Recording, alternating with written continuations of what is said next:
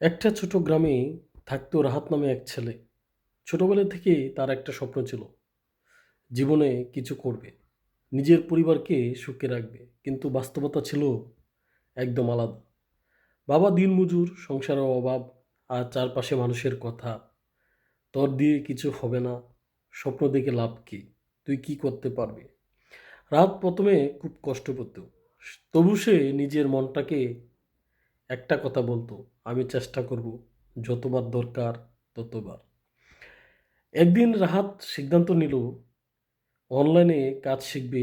মোবাইলটা ছিল পুরনো, নেটও ধীরগতির, তবু রাত জেগে ইউটিউব দেখে দেখে শিখতে লাগলো। কিন্তু সমস্যা একটার পর একটা আসতেই থাকলো। কাজ শিখতে গিয়ে ব্যর্থ, তারপরে কাজ শেখার পর প্রথমে ক্লায়েন্ট কাজ ফিরিয়ে দিল, বন্ধুরা হাসাহাসি করলো, অনেক কিছু। এক রাতে রাহাত খুব ভেঙে পড়লো, মনে হলো ছেড়ে দে, আমার দ্বারা হয়তো আর কিছু হবে না। ঠিক তখন তার মা এসে বললেন, বাবা, হেরে যাওয়া মানুষ আর চেষ্টা না করা মানুষ এক না।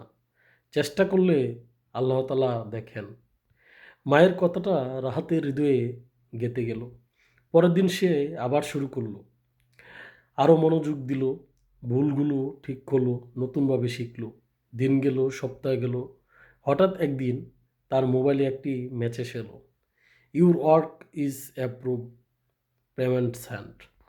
রাহাত বিশ্বাস করতে পারছিল না, তার চোখে পানি চলে এলো। এটা শুধু টাকা না, এটা ছিল তার পরিশ্রমের প্রমাণ।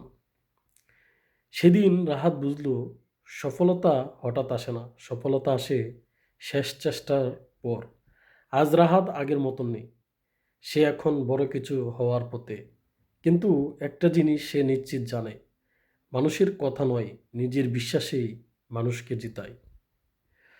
মানুষ তোমাকে থামাতে পারবে না যদি তুমি নিজ থেকে থেমে না যাও।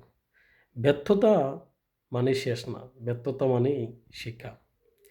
শেষ চেষ্টাটাই না করে কখনো হার মানবে না, কারণ সফলতা হয়তো তোমার একদম পরের চেষ্টাতেই অপেক্ষা করছে। সবাইকে ধন্যবাদ। যদি ভিডিওটা ভালো লেগে থাকে, গল্পটা ভালো লেগে থাকে, অবশ্যই লাইক করে, শেয়ার করে অন্যকে দেখার সুযোগ করে দেবেন। আর অবশ্যই আমার চ্যানেলটা সাবস্ক্রাইব করে দেবেন। সবাইকে অসংখ্য ধন্যবাদ।